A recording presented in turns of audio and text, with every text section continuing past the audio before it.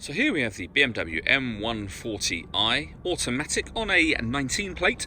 I'm going to start off by showing you around the outside of the car, and then we'll hop in and run through some controls on the inside. But from the outside you can see it's a 5-door car with those black alloy wheels and tinted windows. Let's start off inside the boot and then work our way around the rest of the car from there. Approach the boot, you can see we have reversing sensors, plenty of boot space as well, along with that 60/40 split folding rear seat. Okay, so we're just going to work our way back round to the front of the car, and then we'll hop in and run through some controls on the inside. But now that we've done a full circle of it, you can see it's in excellent condition the whole way round. Just briefly before we climb in, I think it's worth seeing the interior from this exterior point of view. There's plenty to run through on the dashboard, so let's hop in and we'll do that right now. Okay, now that we're inside the car, we're going to start with the dials. On the left-hand side, we have the speedometer, and on the right-hand side, the rev counter. At the bottom in the middle, you can see the total miles of this car are 1,128. You can change the information that's displayed above that using a button on the end of the indicator stalk. As you can see, for various different bits of trip computer information, fuel economy, or that digital readout for the speedometer that you saw briefly displayed earlier that's now on the screen, as you can see. Backing out to the steering wheel. On the left-hand side, we have cruise control and speed limiter, and on the right-hand side, stereo and phone controls, including voice activation.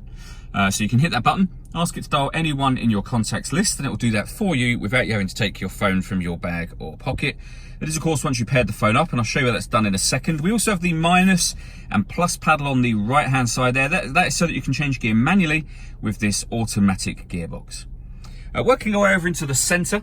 This is touchscreen, this whole thing. This is BMW's professional nav, so you can enter things like satellite navigation by using the touchscreen should you wish to. There are other controls which we'll come to in just a second.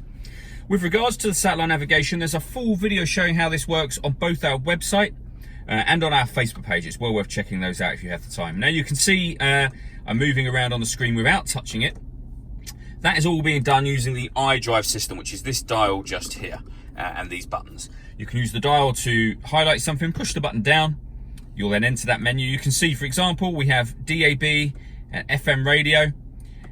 We can save our music online. We've got online music, the music collection, so you can insert a CD or USB and save it to the car. We have a CD player. You can stream your music wirelessly via Bluetooth audio, and we have USB input as well. So plenty of ways to listen to your music, and you pair your phone under the communication heading that you can see me highlighting now. Working our way down, we have the CD player and then dual zone climate control. So you can adjust the temperature on either side of the car, the fan speed up and down from here. You can determine where you'd like the air to be distributed. When you're happy with those settings, that button turns the air conditioning off in this case, or back on again. You can also hit auto. If you do that, the car will take full control of the direction of the air and the fan speed in order that it maintains the temperatures that you've asked for. To override it, just press the auto button again. We've also got heated driver and on the other side passenger seats, both with 3 different heat settings each. That's the button for the passenger one just there. Under that, 2 cup holders, a 12-volt charging socket underneath this cap, and you can see the key is sat there even though the engine is running. This car's got keyless start, so as long as the key is in the car, this button will start and stop the engine. We then have the gear lever for the fully automatic gearbox. And finally, these buttons just here. So this one turns off traction control, first of all, and then this button will change the driving setup of the car. So we're in comfort mode at the moment, which is its everyday driving. If I was to push the button down once, we'd be in Eco Pro mode. If I go back up once, we'll go back to comfort. Back up again, we're in sport mode.